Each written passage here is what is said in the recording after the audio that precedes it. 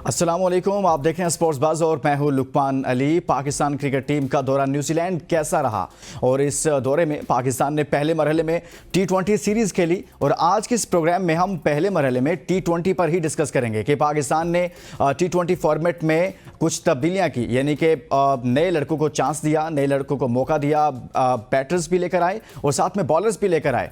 पाकिस्तान को champions trophy में बदतरीन शिकस्त हुई, यानी कि बदतरीन परफॉर्मेंस थी। तो उसके बाद पाकिस्तान क्रिकेट बोर्ड ने, सिलेक्शन कमेटी ने यह फैसला किया कुछ लड़कों को इधर से उठाकर उधर और उधर से उठाकर इधर डाल दिया, यानी कि ODI और T20 में कुछ चेंजेस कर दी गई और कुछ नए लड़कों को भी मौका दिया गया। लेकिन पाकिस्तान को T20 में बदतरीन पाकिस्तान की परफॉर्मेंस रही और इस परफॉर्मेंस की वजूहात क्या हैं? क्या नए लड़कों को मौका देना गलत साबित हुआ है या फिर ये दुरुस्त है, अभी और मजीद इनको टाइम देना चाहिए? इसी पर बात करेंगे। हमारे साथ मौजूद हैं स्पोर्ट्स एनालिस्ट नसीम राजपूत साहब। बहुत बहुत शुक्रिया नसीम राजपूत साहब, आपने हमारे लिए वक्त निकाला।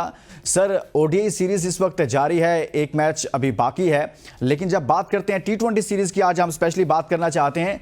पाकिस्तान क्रिकेट बोर्ड ने जब ये फैसला किया दौरा न्यूजीलैंड को सामने रखते हुए, चैंपियंस ट्रॉफी में बदतरीन परफॉर्मेंस के बाद, कि न्यूजीलैंड के खिलाफ नए लड़कों को मौका दिया जाएगा, आपके ख्याल में इस सारी सीरीज़ को देखते हुए T20 को नए लड़कों को चांस देना पाकिस्तान का दुरुस्त फैसला साबित हुआ है? यार लुकमान भाई, पाकिस्तान क्रिकेट को देखते हुए ऐसा लग रहा है आगे कुआं पीछे खाई। हाँ, हम अगर पीछे के खिलाड़ियों को देखें तो हम क्रिटिसाइज करते थे कि हमारी टीम को 160 रन की टीम बना दिया है बाबर ने, रिजवान ने, और जो माइंडसेट खेल रहा था। अगर हम आगे जाते हैं तो हमें ऐसे तातारी नजर आ रहे हैं कि वो सिर्फ आते हैं और बस तलवारें चलाने के लिए आ रहे हैं, बगैर शऊर के साथ जो है वो तातारी तलवारें चला रहे हैं। देखें, आपने सिफर्ट को भी मारते हुए देखा, वो भी हिटिंग करते हुए देखा, आपने फिन एलन को भी हिट करते हुए देखा, वो भी उतने ही तेज खेल रहे थे जितने हमारे वाले तेज खेल रहे थे। लेकिन एक सेंस नजर आ रहा था कि हिटिंग करनी कैसे है, हमारी क्या फुटवर्क होगा, किस तरीके से हम अब खुद को एडजस्ट करेंगे बॉल के सामने, जिस जानिब हम हिट करने के लिए जा रहे हैं हम कैसे हिट करेंगे। हम एक ही जगह खड़े होकर लेग पे भी मार देंगे, एक ही जगह खड़े होकर ऑफ पे भी मार देंगे, ऐसा नहीं हो सकता। आप एक मैच में कर सकते हो, दूसरे में पकड़े जाओगे।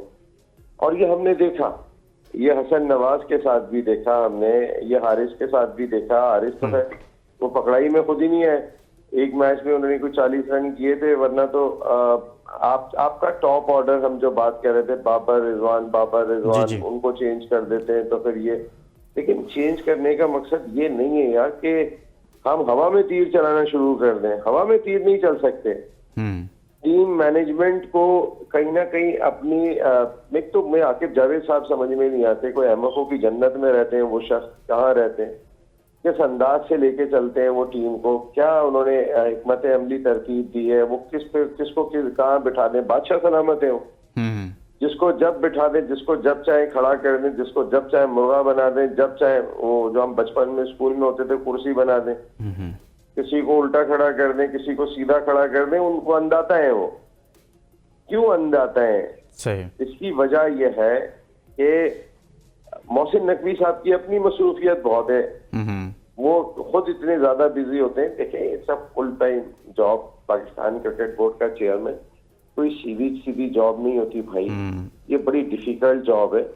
यहाँ पर वजीर दाखिला की जानिब इतना लोग नहीं देख रहे होते हैं, 25 करोड़ आवाम जो क्रिकेट बोर्ड के चेयरमैन की जानिब देख रहे होते हैं। लेकिन गुज़िश्ता कुछ दिनों में हमने नसीम राजपूत साहब देखा कि चेयरमैन PCB मंजर आम से गायब रहे और फिर जो उनके एडवाइज़र हैं आमिर मीर साहब, वही प्रेस कॉन्फ्रेंसेस करते रहे, या फिर बाकी जो क्रिकेट बोर्ड के कुछ ऑफिशियल्स हैं वही प्रेस कॉन्फ्रेंसेस करते रहे। 2 से 3 प्रेस कॉन्फ्रेंसेस हुई कुछ दिन पहले, तो उनमें चेयरमैन PCB कहीं पर नजर नहीं आ रहे।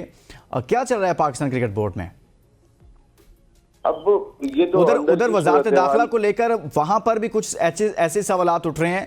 खुद हुकूमती वज़रा कहते हैं, जैसे वज़ीर दिफा ख्वाजा आसिफ साहब ने कहा कि मैं टेलीफोन कॉल्स उनको कर रहा हूं लेकिन वो फ़ोन उठा नहीं रहे, एक प्रोग्राम में उन्होंने कहा, तो वो मंजर से बिल्कुल गायब हो गए। क्या हुआ सर, ये क्या चल रहा है? हाँ, मंजर से गायब हुए। और देखें, अगर वो जितनी इम्पोर्टेंट ओहदों पर थे वो मंजर से गायब, अब वो मिसिंग पर्सन में तो खुदा ना खास्ता नहीं आएंगे भाई, वो मंजर से गायब किसी रीजन की वजह से हुए। कोई ना कोई पीछे वजह होगी जिसकी वजह से, क्योंकि वो मंजर पे थे तो इतने मंजर आम पे थे कि वो सिर्फ वही मंजर आम पे थे। और अगर वो मंजर आम से गायब हुए तो उसके पीछे भी कोई ना कोई रीजन जरूर होगा। मैं वैसे ही एक लाइट जी जी, नोट में बिल्कुल आपको ऐसे ही कहा ऐसे ही कि है। मिसिंग पर्सन वाली बात मैंने ऐसे लाइट नोट में कही बिल्कुल। क्योंकि बहुत सारे लोग आजकल भी यही केसेस भी चल रहे होते हैं अदालतों में मिसिंग पर्सन के। तो वो तो किसी के कहने पे या किसी इदारे की या किसी की वजह से जो है वो मंजर आम से गायब हुए। वो बिला वजह तो मंजर आम से गायब नहीं हुए और उनकी जगह उनकी वही टीम जो इससे पहले जब वो इंटरिम वजीर दाखिला थे पंजाब के, तो वही टीम आ गई। आमिर मीर साहब भी वही हैं, तो बाकी लोग भी वही उनके इर्द गिर्द हैं। ब्यूरोक्रेसी जो है वो पाकिस्तान क्रिकेट बोर्ड को चला रही है। यार ब्यूरोक्रेसी से नहीं चलेगा पाकिस्तान क्रिकेट बोर्ड। आमिर मीर साहब वजीर दाखिला होते थे उस दौर के अंदर जब वो वजीर आला थे। हाँ, वजीर इत्तलात थे पंजाब के केयर टेकर वजीर इत्तलात थे जी।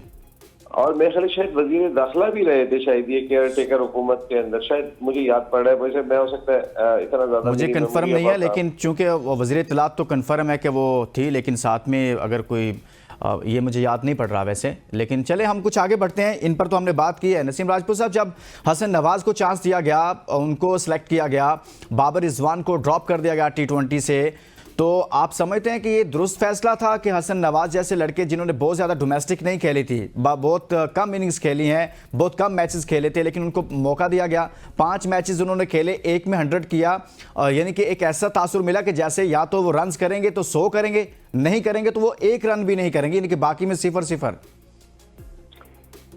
ये मैं भी हसन नवाज पे बाद में आता हूँ। मैं देखे हमारी हिकमत अमली समझ में नहीं आ रही। जी जी। हमने कोई बहुत ज्यादा 5वां जो हमने लास्ट T20 मैच खेला था, हमने कोई बहुत ज्यादा रन स्कोर नहीं किए थे। कोई हमारे बोर्ड पे कोई ऐसे सच कोई बड़े रन नहीं थे, 100 कुछ रन किए थे। जी जी। हमने 7 ओवर में 95 बनवा दिए ओपनर से। और उसके बाद हमें ख्याल आता है कि यार आज के मैच में तो सुफियान मुकीम भी खेल रहा है, उसको भी बॉलिंग दे देते हैं। अब सुफियान मुकीम को बॉलिंग करने के लिए आपने दिया क्या? 25 रन दिए, 10 विकेटें दी। अब एक बॉलर का कॉन्फिडेंस कहाँ से है कि वो भी उस बच्चे ने जब पहला ओवर किया था तो आउट भी कर दिया था उसने फिन एलन को।